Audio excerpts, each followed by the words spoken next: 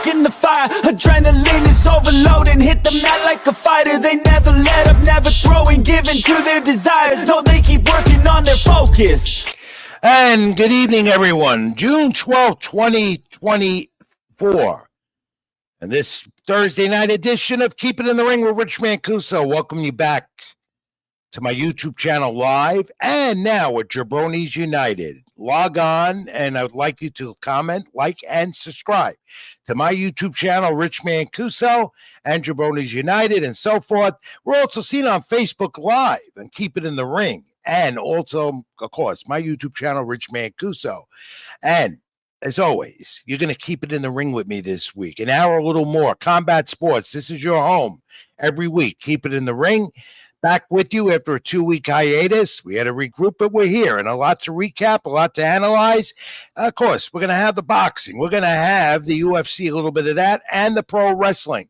Bringing a new character of the wrestling world on the program who knows his stuff later on in the hour. And we're going to talk to a good colleague and friend of mine who knows boxing well. And we're going to analyze some of the developments.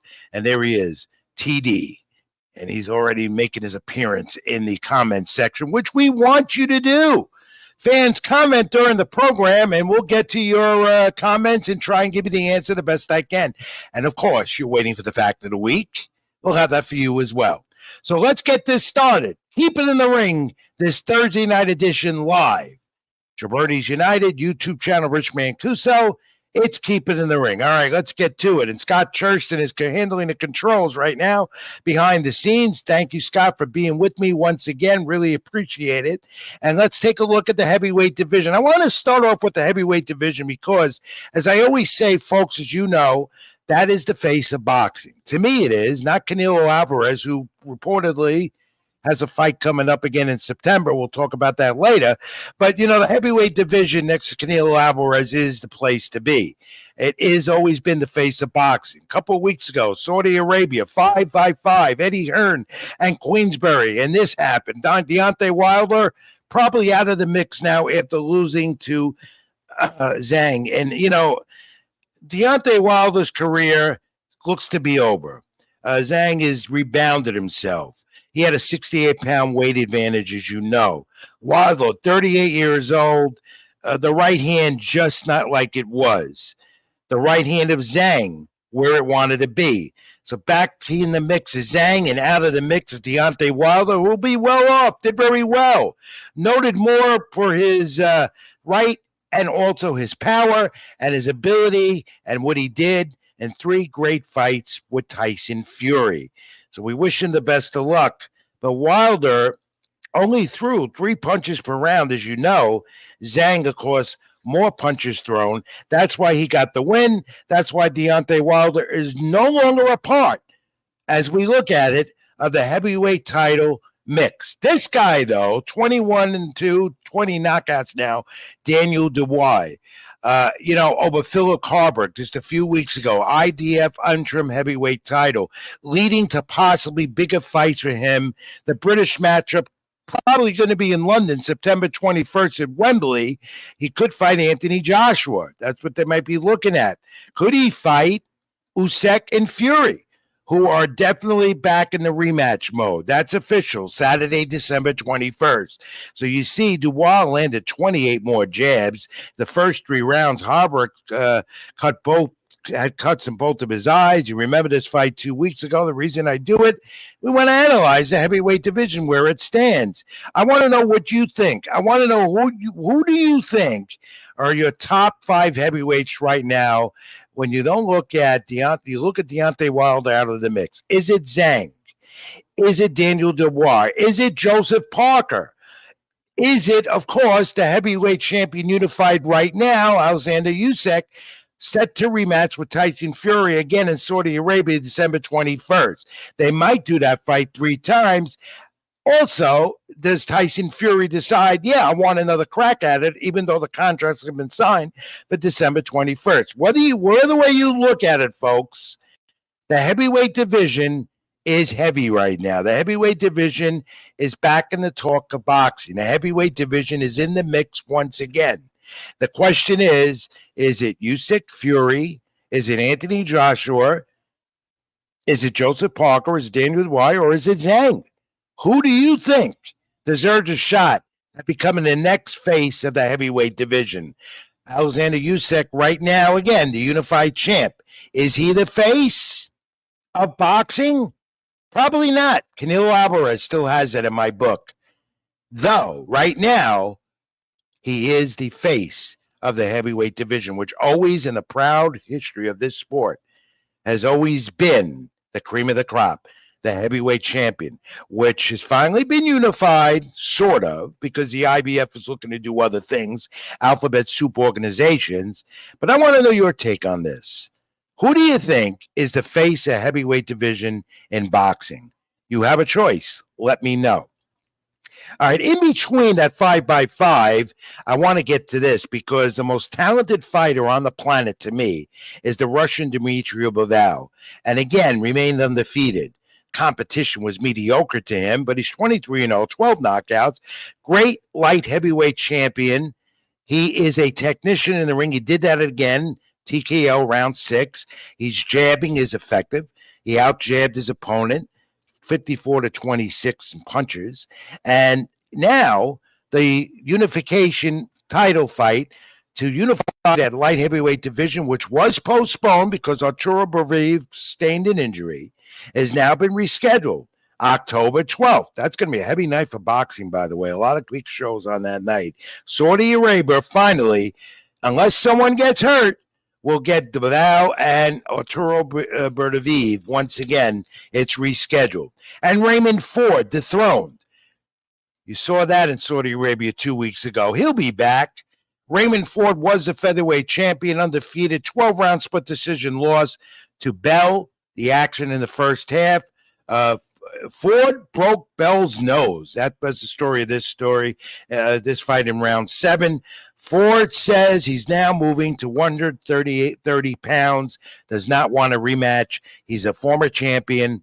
He's going to be, I believe, a 2-time champion, possibly in a competitive division of boxing also at 130. Moving on. How about Mike Tyson and Jake Paul? We know that that's been scrapped. We know it's been moved up again. Extravaganza, you hear me talk about it all the time. Now scheduled for November 15th on Netflix, if indeed it goes through. Others are willing to step in and take the place for Mike Tyson, who suffered some type of medical episode with an ulcer condition. Well, to be announced who the opponent would be if Tyson can't make it. My friends, the loser here right now was getting to see that female rematch, featherweight, with Katie Taylor and Amanda Serrano. I was looking forward to that rematch. Of course, Taylor dethroned Serrano at Madison Square Garden a few years ago on a Matchroom packed card at Madison Square Garden that sold to capacity to the first main event in female history at Madison Square Garden. However, we'll have to wait. They'll be back November 15th. Mike Tyson, Jake Paul, who cares, really? And I hope Mike Tyson comes to his senses. He's already suffered some type of medical condition preparing towards this fight that many anticipated except me. And yet they're going to do it. They say November 15th, and I'll say it again. If Jake Paul wants to be recognized as he claims to be the best in the sport, he has to fight quality opponents. Do you think fighting Mike Tyson is going to make Jake Paul go up the totem pole in this sport? Absolutely not. This is strictly an exhibition extravaganza on Netflix. Will make a lot of money to the boxing fan or the non-boxing fan. And we'll see as the comments come in, including from Shelton, LDBC, or nothing. Thank you for commenting, my friend. All right. To the note that I always bring up every week on Keep It in the Ring, and that's our friend Ryan Garcia. What's going on?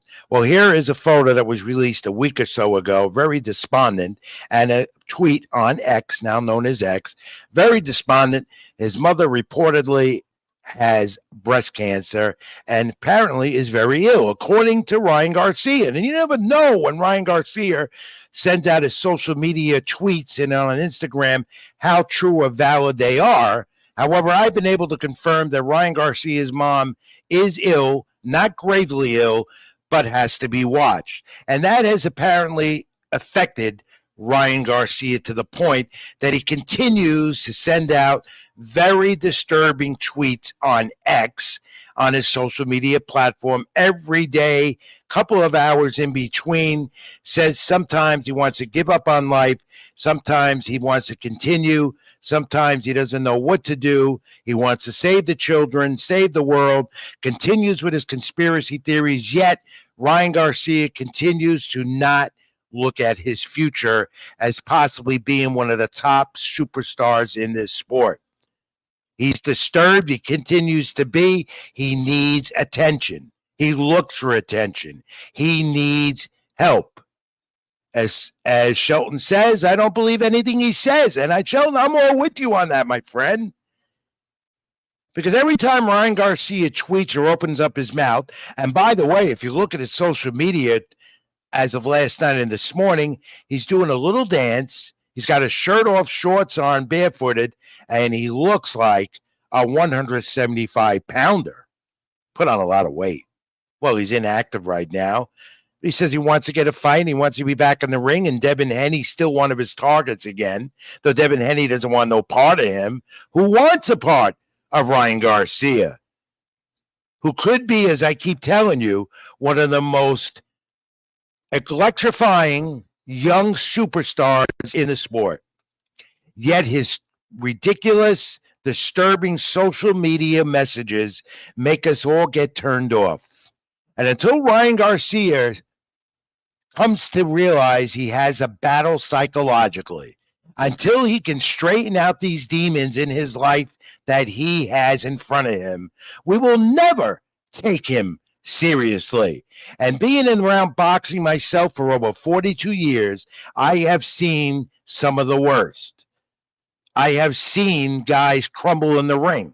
I have seen fighters crumble outside of the ring and destroy their lives and careers. And I think right now, Ryan Garcia is on that path.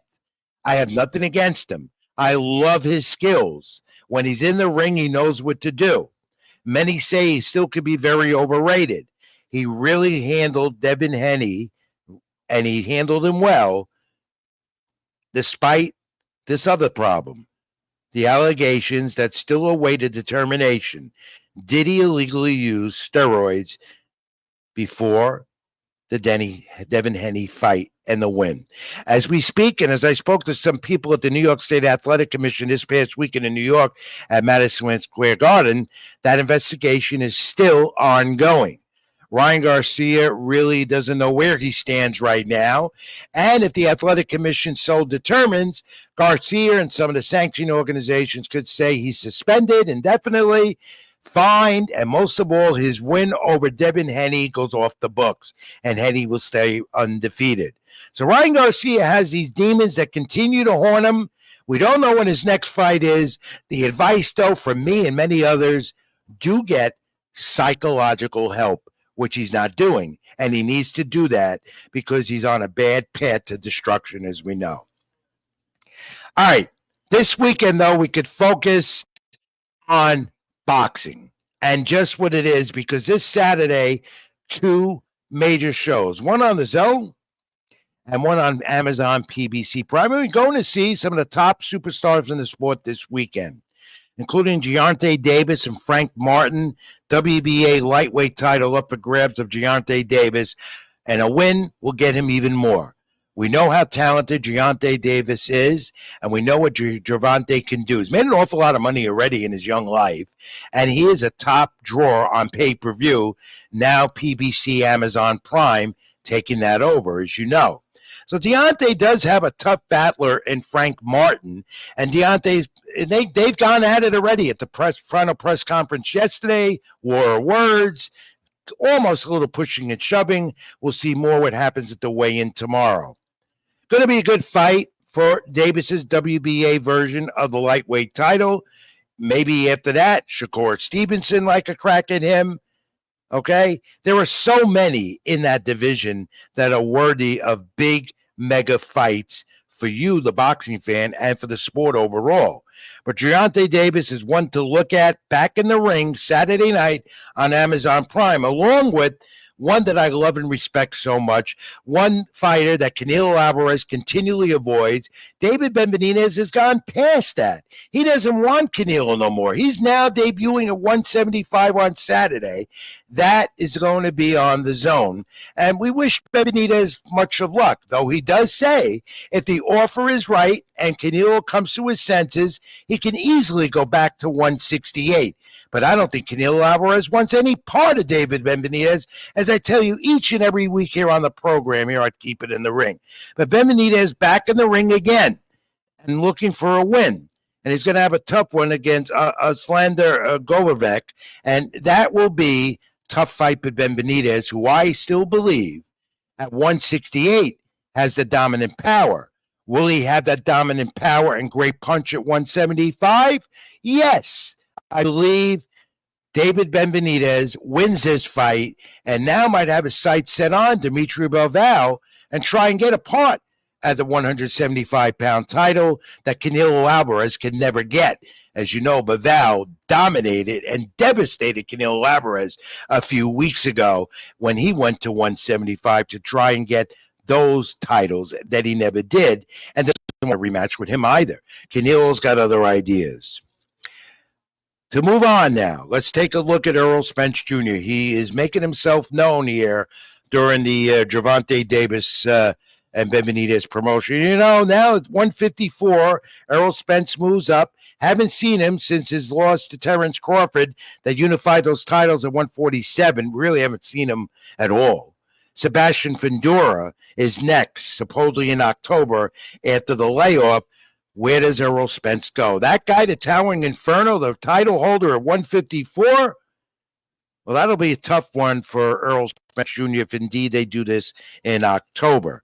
Regardless, the division at 154, as we're going to talk about more in a moment, is very, very competitive. One of those top divisions in the sport. Who do you like, Fundora or Spence, if they indeed meet up in October?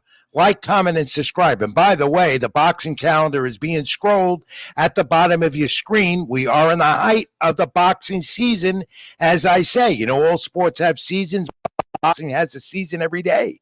The big fights are coming. More of the Greek superstars are coming in the weeks and months ahead as we hit the summer. And then we get to the fall, and that's going to be hot and heavy. Canelo Alvarez will be back in action in September, who he fights yet to be determined.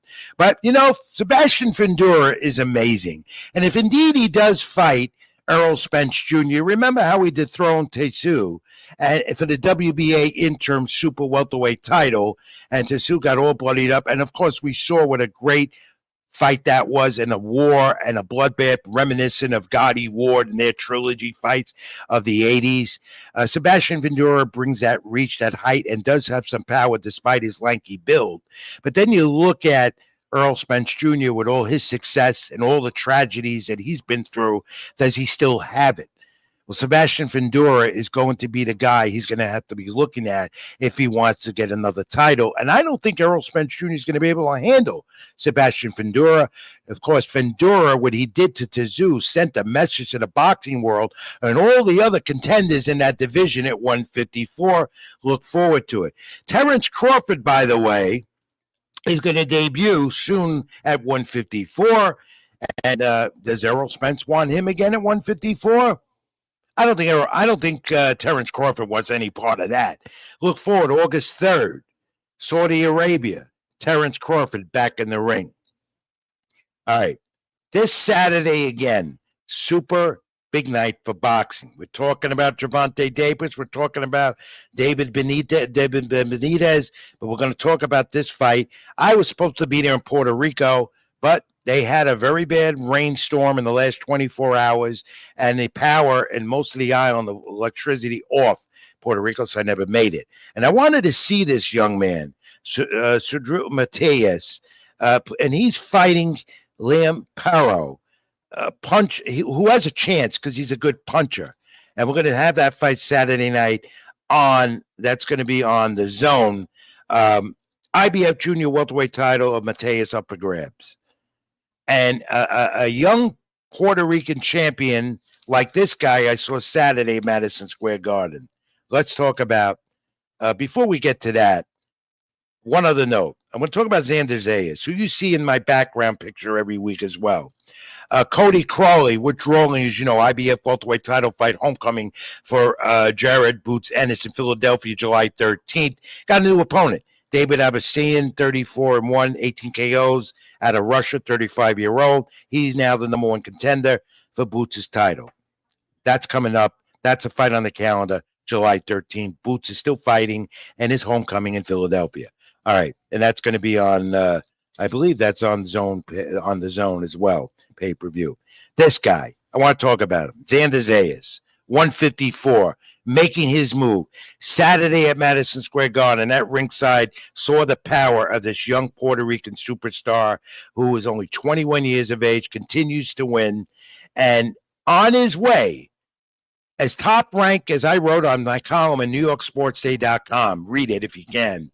They're milking him the right way. Bob Ratmer and Top Rank, his promoter, they milk young fighters, meaning they take their time. He's only 21 years of age, and he's making a mark in the division of 154. And Xander Zayas feels that he could be ready for a title fight, as well as officials at Top Rank telling me possibly early next year. He might get another fight this year somewhere. If not, next year, maybe a tune-up, and then he fights for one of the titles of 154 among the many alphabet soup sanctioning organizations in the sport. But that young man has power. He handled Patrick Teixiera well. He handled him like he was the champion against the former champion. Xander Zayas is electrifying. He's got power. His footwork is unbelievable. He's a technician. When you talk about it in boxing, he is one of them.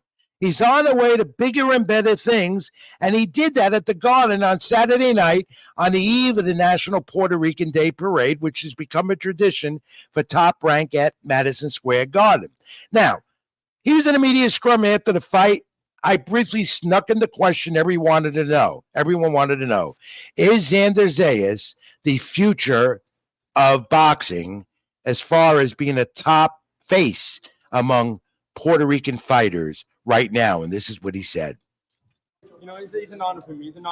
It's something that I never try to put out there. I let the fans do that. If they want to call me the face of Puerto Rican boxing, they'll do that. I just got to keep fighting, stay focused. And for me, it's always important to bring loyalty. There you have it. How mellow and how true is this young man? He doesn't bullshit. He tells it like it is. He's polite. All right. Shelton says he's ready for a title fight. I think one more or two yet, Shelton. And he's a good ambassador for the sport. And he's bringing that great tradition of following Puerto Rican champions who have been so instrumental and icons in this sport. You go down the line of great champions that have represented this sport from Puerto Rico. Felix Trinidad, of course, Wilfredo Benitez, Hector Macho Camacho, and everybody likes to look at Miguel Cotto, as I do, as a first four-time champion coming out of Puerto Rico, first four division champion coming out of Puerto Rico. Yeah, we had someone that was headed there, but he got into too many problems and is now facing murder. He's doing time.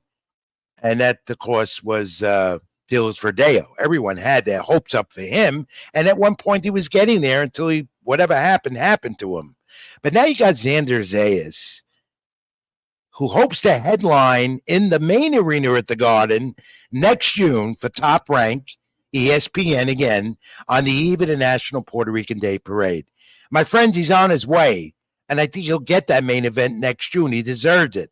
He's got quite a following in New York and, of course, in Puerto Rico. He is a hero in Puerto Rico right now. That's what all my friends tell me out there and what I see when I read and I see videos. Xander Zayas was also one of the highlights of the Puerto Rican Day Parade in New York on Sunday along the parade route on Fifth Avenue. And he was signing autographs and having a ball of a time. He deserved it. Most of all, he represents the sport well. not only because of what he does in the ring, but how he handles himself outside the ring. You never hear a bad word coming out of his mouth. You never hear him degrading anyone. You never hear him saying, I'm the best.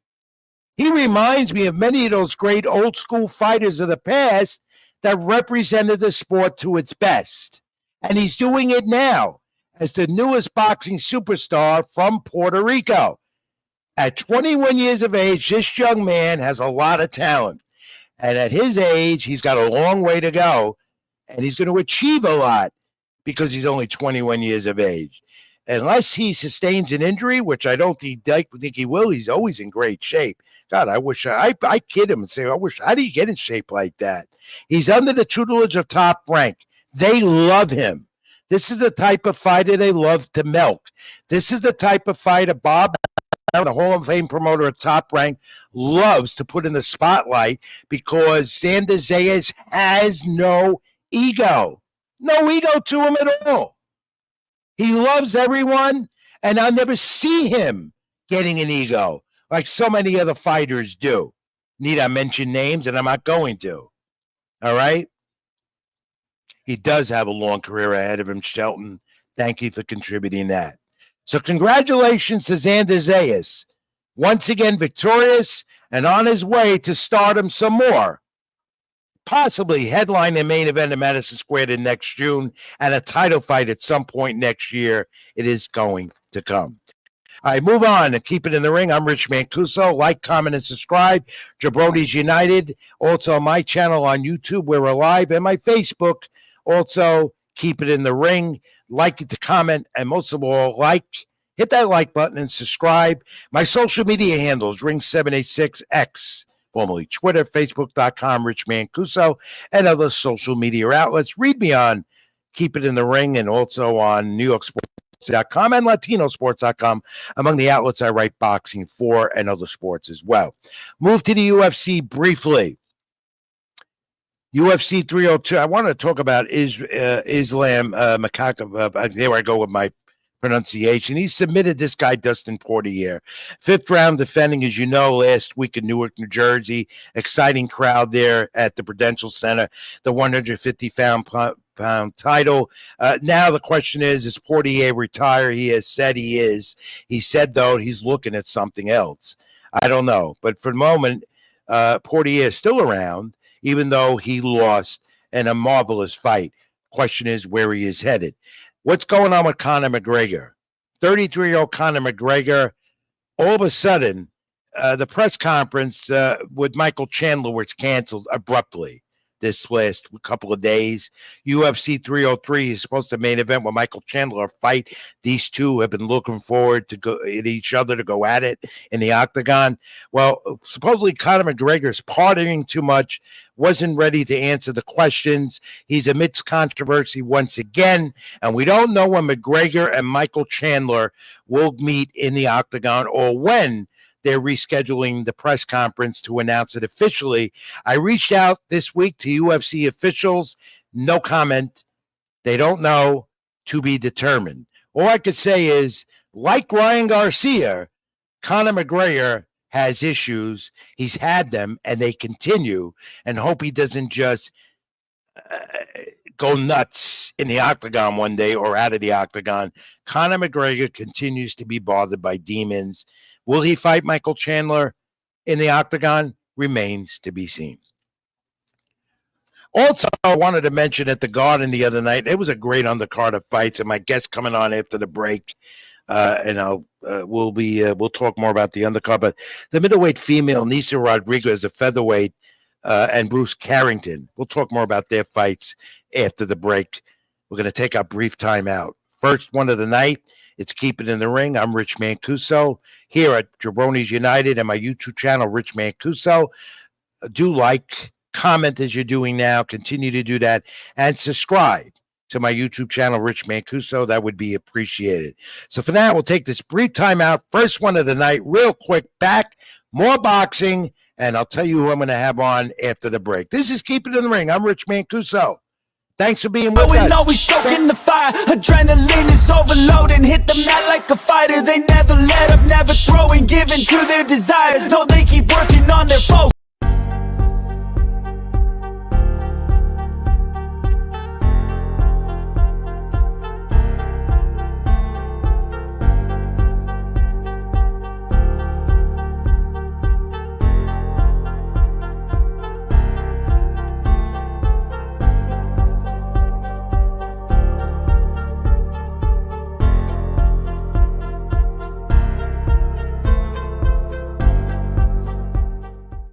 Always stoking the fire. Adrenaline is overloading. Hit the mat like a fighter. They never let up, never throwing, giving to their desires. No, they keep working on their focus. Back with more Keep It in the Ring, bottom of the hour. I'm Rich Mancuso. Thanks for being with me.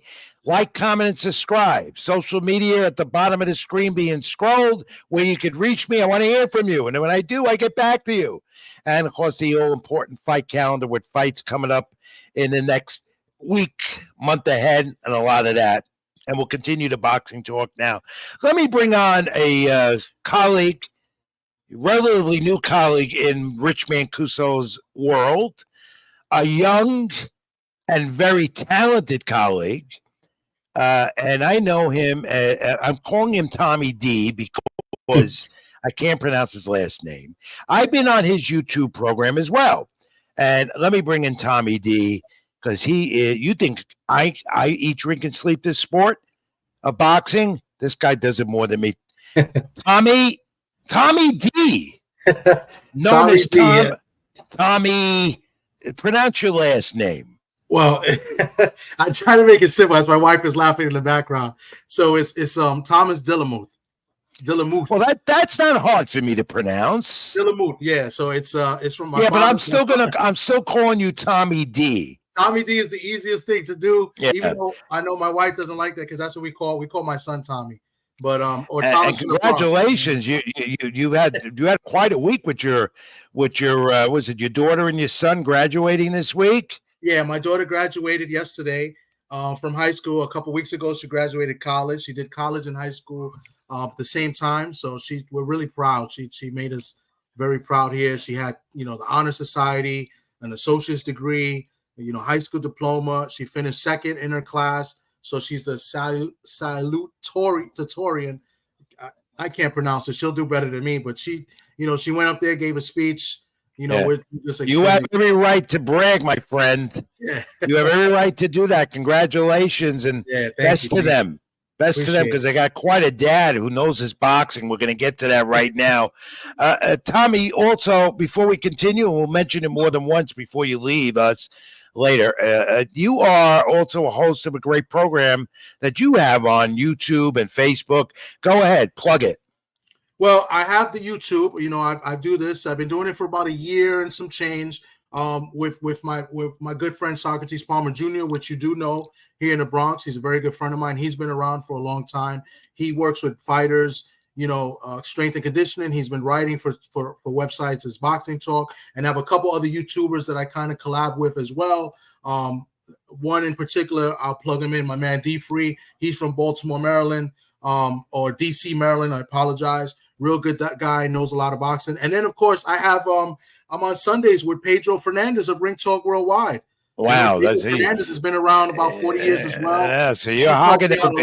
Yeah, you're hogging the airwaves here on social media on YouTube, but it's worth it because you're very informative and you do great shows. I've been on the show a few times. I hope to be on again with you. You're going to collaborate more with us here at Keep It in the Ring in the weeks and months to come. We'll have you on the program more often, contribute, even become a backup producer as well, because you know how to work those switches better than me. I'm still learning, but yeah, it takes a little time to get used to it. Yeah, but you're one of those young guys, young and new breeds, new school in the sport, covering the sport. I know I've been giving some facts and tips here and there. This old timer like me is on the way out the door soon. You're the future. You know the sport. Quickly, before we move on to Xander Zayas, what are your thoughts on the Saudi Arabians taking over the sport? Because now they're talking about taking over and the promoter and getting all the promoters to be all under one banner. What do you think of that? That's a strong rumor, and they're really talking about it. What are your thoughts on that? I think it's good. I think it's good if it can happen. I don't see it happening consistently. I mean, all these promoters, they have their egos, and it's hard to get all these egos to agree with each other and get them under one. It's kind of like they want to be sort of like the commissioner of boxing, right? Like you have the NFL commissioner, you have the baseball commissioner. It's almost like the Saudis want to be kind of like, be the commissioner and kind of get all these guys to kind of agree. And, I'm all for it if it can happen. They're going to give us the fights that the fans want. Well, I'm all for it if they could unify the sport, something the promoters and everyone can't do here in the States. Well, we need a national boxing commission, which will never happen. Mm-hmm. I've been a big advocate of that. So I'm all for that. But let's face it, Tom, the Saudis are running the sport right now. All the big fights are taking place in Saudi Arabia. They have the venues. They're building more. And most of all, these kings and princes, as I call them, have the money. Yeah, and they're going to go there. So like the WWE, they're going to go there. Yeah. And I agree. I think it's good. And listen, in August, I believe in August, you're going to have Crawford is going to fight, and that's going to be here in the States. I believe this is one of the first one in the States. Right, they're coming to the right. They're coming to the States for the first time, and I think this was their whole intention. Get a taste of it here. August 3rd. I would want more of that to come more in the States. It's always good to have fights during the day. Shelton's saying he doesn't care if they fight on the moon because he's a boxing buff like all the. Yeah, but I like it. But I don't want to keep the major fights out of the United States. Because Las Vegas, New York. I want to keep them here. Yes. I mean, because otherwise, if you want to go to one of these fights. That's the thing. That's the thing. You want to go. Yeah. I mean, you want to see the superstars. Yeah. So, but I think, Tom, that's going to happen. I don't know to what magnitude, but I think it will. And the only reason why, again, is because of that almighty dollar. They have the money. They can do it. And let's face it, if the fight's going to happen, the fans want, then who's going to complain, right?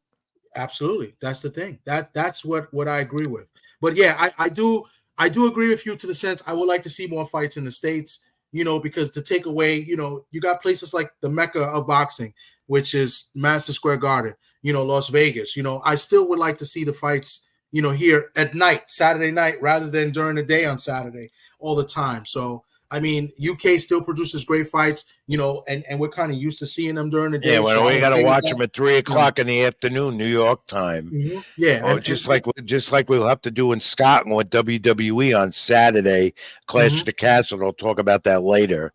Anyway, let's move on, and let's talk about what we saw at the Garden Saturday night.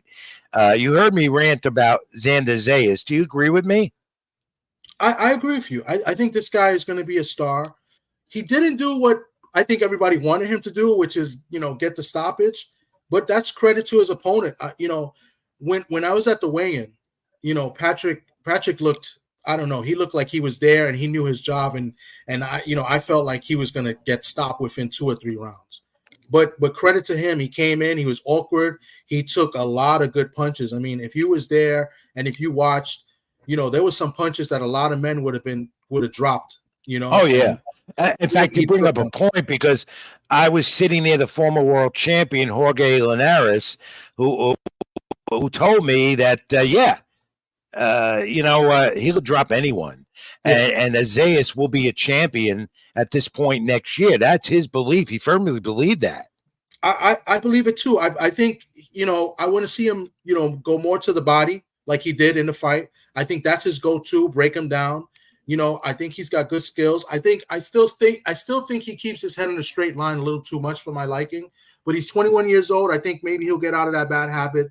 Eventually he's going to have to do it when he starts facing these tough guys in that division. And let's face it, the 154 is probably, or maybe the toughest division in all of boxing. Oh, you got Lubin in there, and you've got Virgil Ortiz Jr. in there, and among others, there's so many. Crawford and Spencer now in there. I know. So he's got time. See, that's what I like. That's what I like what Top Rank's doing with him. They're not rushing him into it. They're milking him, as I say. As Bob Arum always said, we're milking him. That's why I use that term. So his time will come. As much as he wants that now, look, he realizes it's not going to happen tomorrow. No. He's 21 years of age, and he's still learning. Yet I think he'll have a title fight at some point next year. He's got 2 titles now. I don't mention them because I call them alphabet soup. That's what they are. I tell you what I would like to see. I don't know if they do it next year, but it's a big money fight. Maybe not a championship fight, but here in New York, it'd be huge. They could get upstairs, not the theater, the main place. They put Xander against Caleb Walsh. Huge. You have the Irish crowd backing it. And that's another young guy, 154, against Xander. Right. And then you got the Puerto Rican crowd. I think that's a mega fight, even though it might not be a big title. You know, the Garden, Tom Lawful will do that. He's involved in the Garden now with 360 promotions, and then that would be awesome if they do a fight like that at 154. Smith just won a fight last week, by the way, remained undefeated. I think he's 12-0 now. Yeah, so they're milking him. They're milking him. They're kind of milking him a little too fast. But Xander Zayas again, impressive. I've seen him fight all his fights in the Garden. I've been to every one of them. This one, to me, I was up close more than I ever was with him. I saw the power. I heard the power, Tom. Yeah. If you was there, you heard the power. This, I believe, is his 5th fight in the Garden. Now, mind you, out of all 5 fights, only the first one he got the stoppage in the first round. His last 4, including this past Saturday, all went decision. But this was his first fight. He went 10 rounds. So, and he did say that in the post-fight press conference. He said it was good. He graduated from a 10-round fight. Yeah, he even rated himself. He rated himself. He didn't say I was an A. He said I was a B plus. No, he said B minus, I believe. I think he said B minus. So you know, like he's critical of himself. Yes, which is another thing I feel to mention. So he moves on, but also top ranked ESPN. They put on a great card every eve at the National Puerto Rican Day Parade at the Garden. They're in the theater. For years, it was Miguel Cotto and Trinidad in the main arena. Zayas will get there eventually. But you saw a good undercard as well. And I know you're very high on some of the fighters on that card. You saw Bruce Carrington continue his rise as well.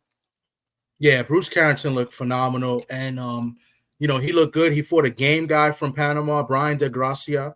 He's like 20. He was like 29-3 or 29-2 and like a draw before that. Real tough guy. He came in there, did not come there to lay down. He landed some good shots on Bruce. You guys are hearing me, but you don't see me right now. I don't know what happened. No, you're good. I see you. You're good. You can see me, and I can't see nobody. I don't know what happened on my end. You're good. But yeah, continue. Yeah. So Brian, I thought Brian was very game, and Bruce showed out for his crowd. Let me tell you, there were a lot of Puerto Ricans there that night for Xander, but there were a lot of people from Brownsville, Brooklyn to show support for Shu Shu.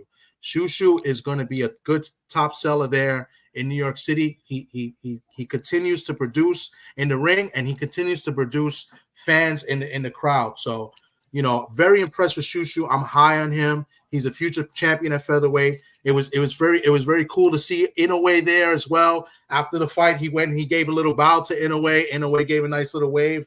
I thought that was pretty cool. Good respect. What do you like about Shu Shu Carrington, and what about milking him to a title? He's not ready for a title shot yet? I think he is. I think he's ready for a title shot. Really? I think he is, and that division is pretty solid as well. I think right now, Espinoza and Robeisy are going to have a rematch right now for there. Espinoza came out of nowhere. Remember, Espinoza wasn't supposed to win against Robeisy. Robeisy went in there. He hurt Espinoza early, I believe, in the 5th, 6th round. Couldn't get him out of there. Got gassed out, and Espinoza kind of took over and won a decision over him. So Carrington in 056 around 8 with the TKO. And to me, he was commanding the fight from the first bell. Yes. And I like him. I disagree with you, though. I don't think he's ready for a title shot yet that soon.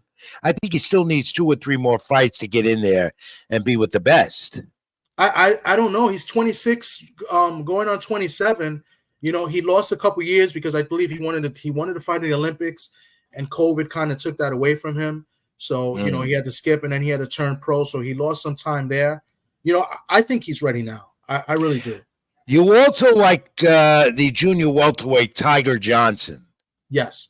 You saw him. I know that you know him well and you know his camp well. And he won a unanimous decision and increased his undefeated streak. He's 13-0, and he's with 6 knockouts. He has tremendous punching power. I love his ability to go with the jab. Yes. Saw that. Very good jabber. Very beautiful. Yes. How soon and does the rise continue for this young man, Tiger Johnson? That I don't know. I know he would definitely he represented the U.S. in the Olympics in Tokyo, if I'm not mistaken. But I think maybe he may need a couple more fights. I know he was after his fight, he was back and forth with Hitchinson. They were going back and forth. You know, they fight in the same division.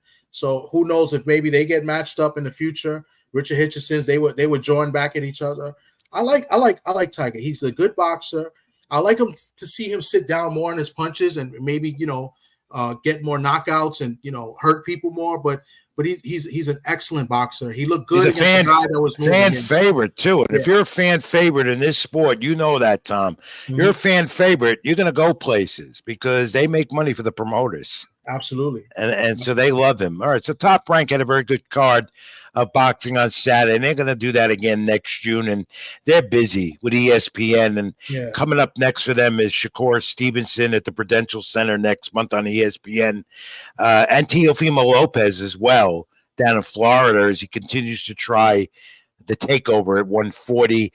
Briefly, your take on those two, Teofimo and, of course, Shakur Stevenson with 2 big fights coming up at Top Rank. Well, I like Shakur. I think the question with Shakur is he going to re-sign with Top Rank? I think this is his last fight under the contract. It is, Top yes. Rank. That's the big question. He's fighting a guy that's pretty good. I believe this guy is Armenian. He represented Germany in the Olympics or in the World Games or something like that. He gave Frank Martin a tough fight last year. I believe it was in July. I think they fought. Yes, it was last July. Some people thought he won that fight. I personally thought Frank Martin won the fight, but it was very close. I think he got dropped in that fight as well, but he was very game. I think he's going to give Shakur some problems, but I expect Shakur to do his thing and show out in front of his home crowd. All right, big fight Saturday in Vegas, MGM Arena on Amazon Prime again. And, we're talking about Gervonta Davis and Frank Martin. And, of course, Frank Martin comes in feeling very confident he's going to win this fight. Gervonta trash-talking him yesterday at the weigh-in. He'll continue tomorrow. Big fight for Gervonta. Because he wins this fight, he could be headed to Shakur Stevenson. They've been talking a lot about it. Absolutely. The thing is, right now they're both at 135. I wonder what happens. It's interesting to see. But let me tell you something. Frank Martin is not going to be any pushover for No. I think this is going to be a tough fight. A very tough fight. I'm picking Tank Davis to win, but don't be surprised if Frank pulls off the upset this week.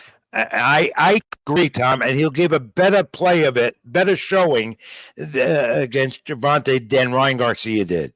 I see that definitely. He's going to give him a better fight. Should be a good one. And what about David Benavidez, 175, his debut? He's looking forward to this because he's away from Canelo Alvarez now. Does David Benavidez make his move after this? Everyone expecting him to win. And then get his eyes on Dimitri Bivol? Or does he still, in your opinion, want Canelo Alvarez? I think he's just looking for the best possible fight he could get. But I think Canelo's the guy he wants. And I think that's the guy he deserves to get. It's just Canelo doesn't want to face him for whatever reason. You know what? You know why he doesn't want to face him. He knows he's going to lose to him. Benavidez is the best puncher at 168, maybe at 175, not, but at 168 he is. But so you going with Gervonta Saturday, and what about Mateus in Puerto Rico? Defends his title. Mateus is in a tough fight against Liam Paro from Australia. That's not a pushover. He's a counter puncher. That guy he's a counter puncher, and he could out punch Mateus. He could. It's whether or not he can take the punches from Mateus is really the question.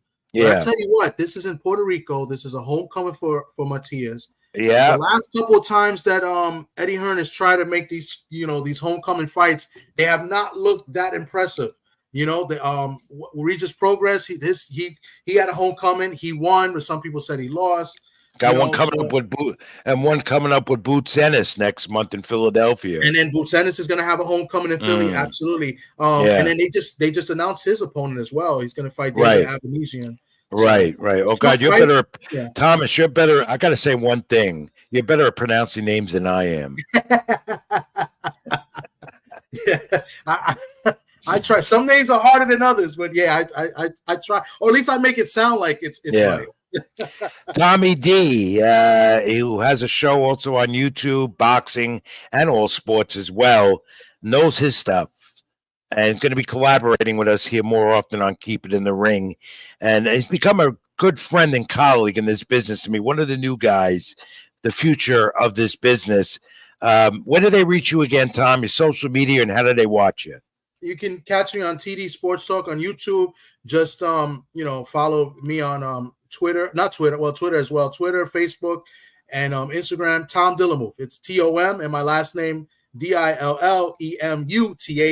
And even if you put that in the search engine on YouTube, it should take you to my channel. And they're gonna watch you when this week live tomorrow night. Tomorrow night we'll go live. We're supposed to have a couple special guests. Trying to work that out with your guy Socrates Palmer. So it should be a good one tomorrow night. The toughest part of doing a program like this is getting a guest. Yes, lining them up, so difficult. Years ago, the producers did it for you on the networks, and I know that because I've done it. But here in social media, in this world, forget about it. Real hard. One thing that I do know is, stuff. I call you Tommy D from now on. All right. Yeah, that's fine.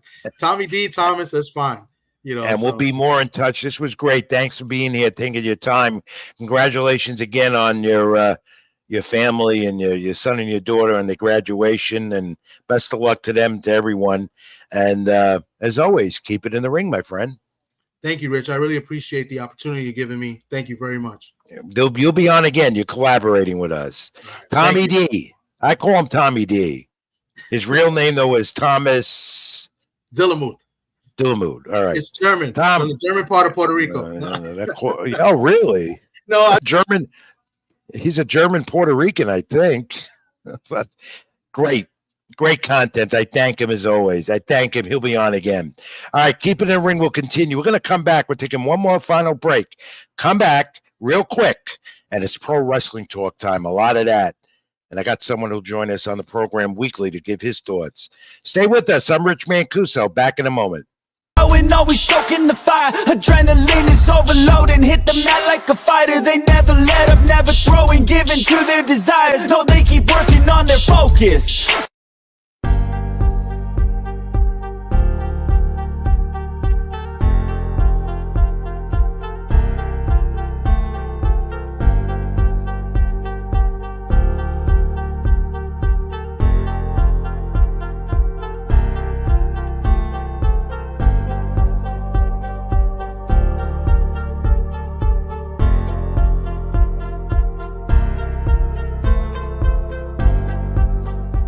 Always stoking the fire. Adrenaline is overloading. Hit the mat like a fighter. They never let up, never throwing, giving to their desires. No, they keep working on their focus.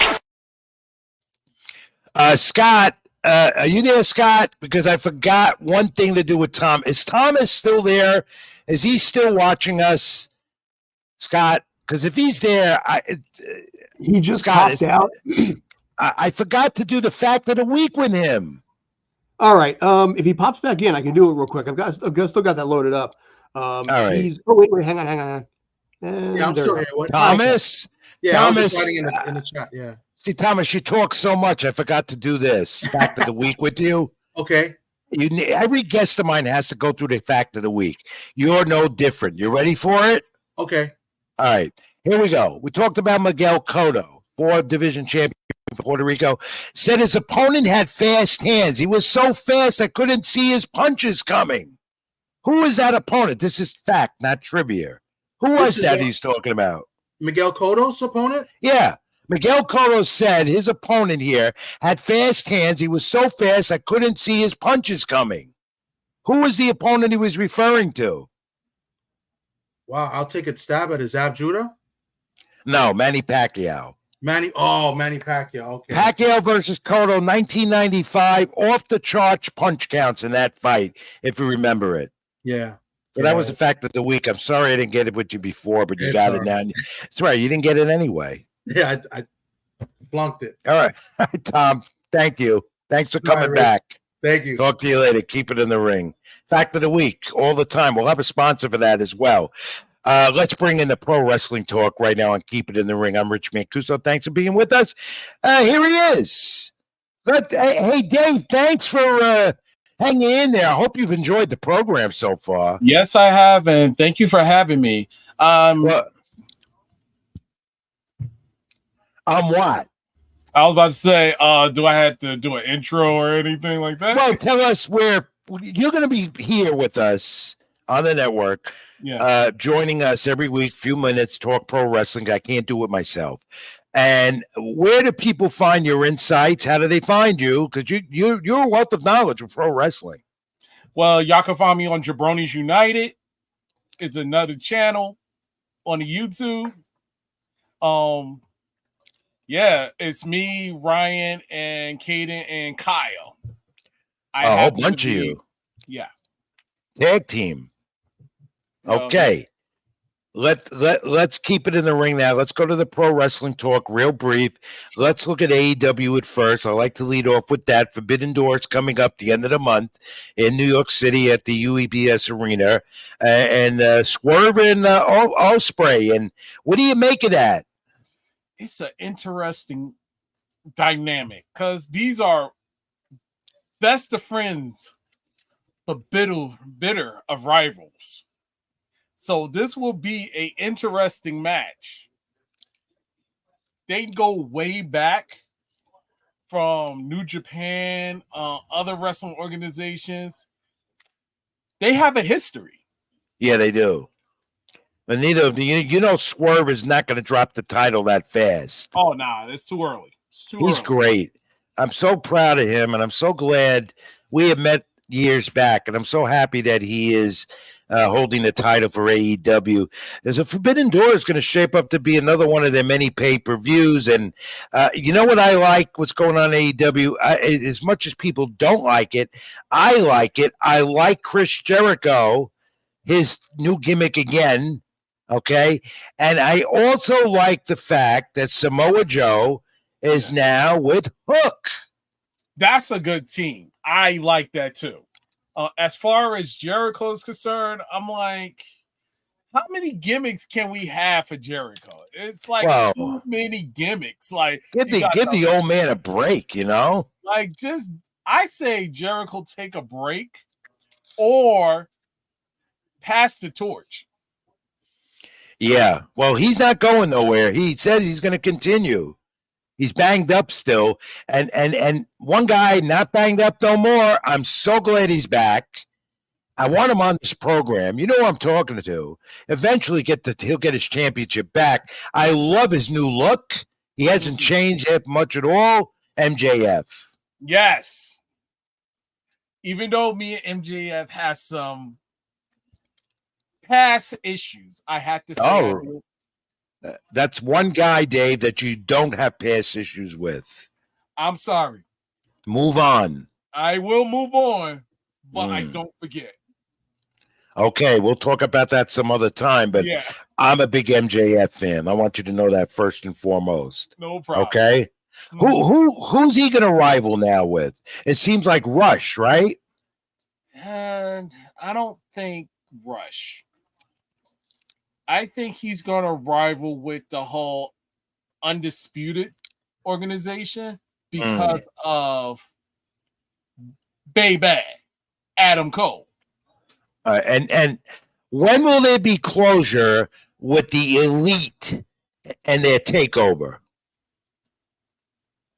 That's a good question because you could continue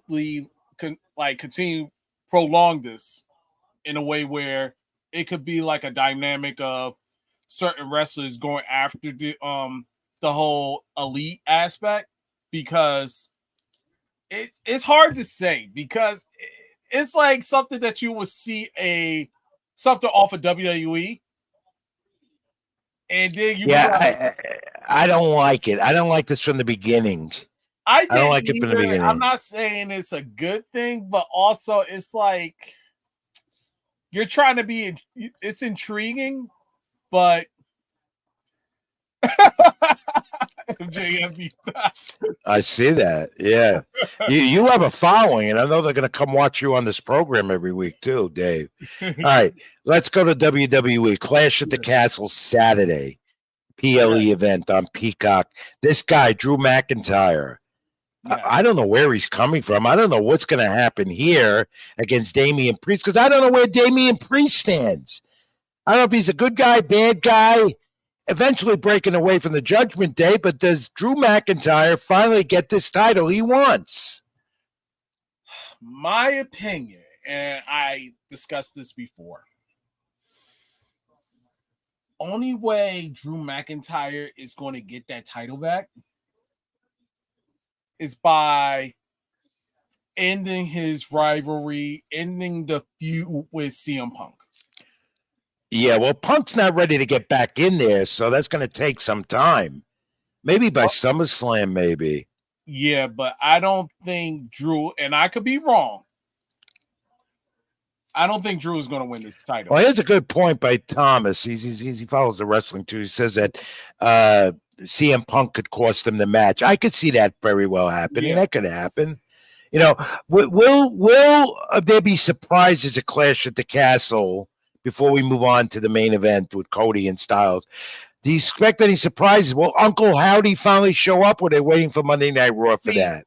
That's what I think is going to happen. Like, I think there's going to be an interference in this match, but in a way where either A, is going to be a no contest, or B, of course, Damian Priest retains.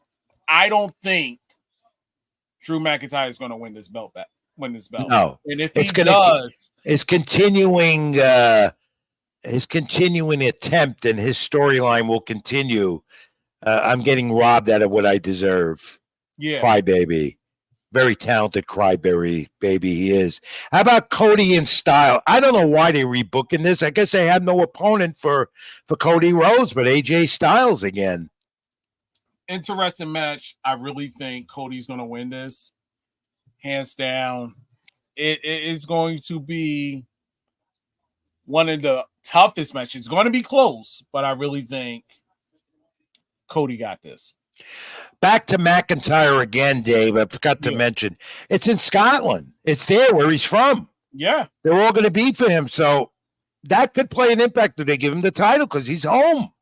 But I don't think so. Remember, Bret Hart versus... I forgot that match, but it was in his hometown. Oh, Bret Hart versus Shawn Michaels. Shawn Michaels, yeah. The screw job in Montreal. Exactly.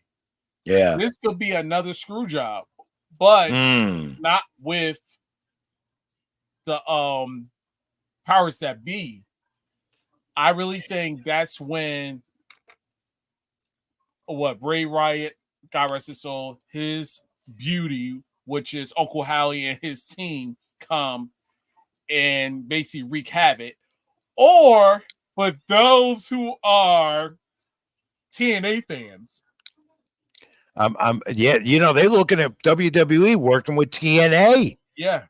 TNA, and I wonder, and we're going to watch this develop in the months to come.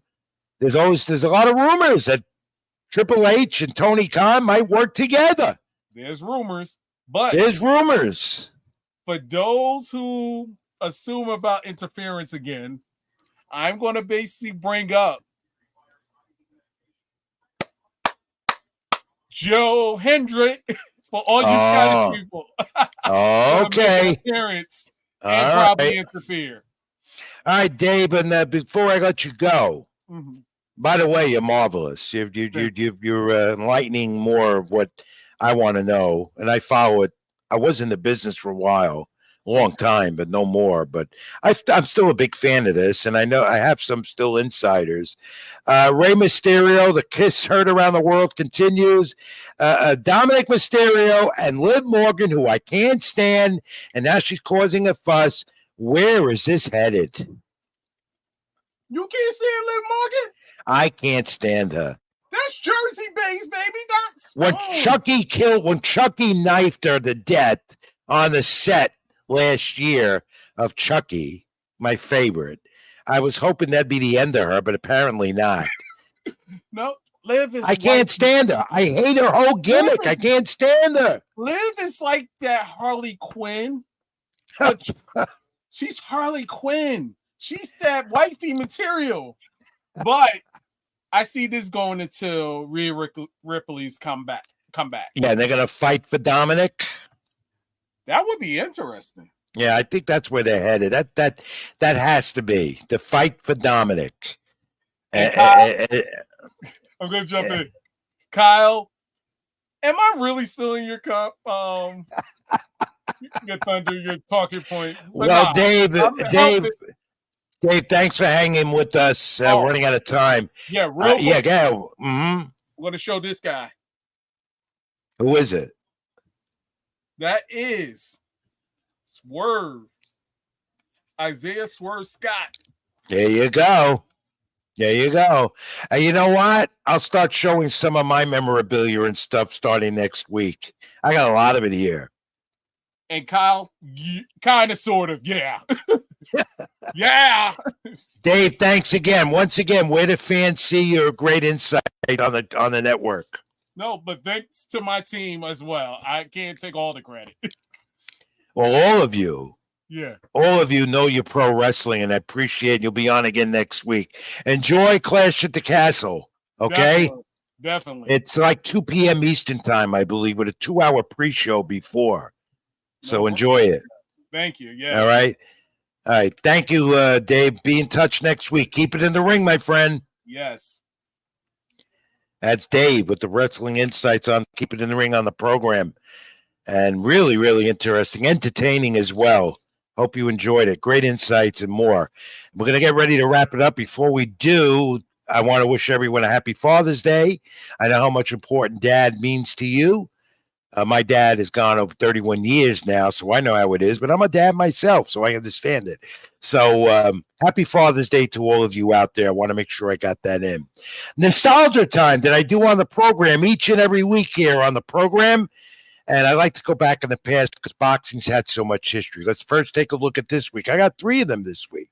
Go to June 6, 1988, and that's the Hall of Famers. Iran Barkley stopped Thomas Hearns. Round 3, WBC middleweight title in Las Vegas. I covered that fight years ago.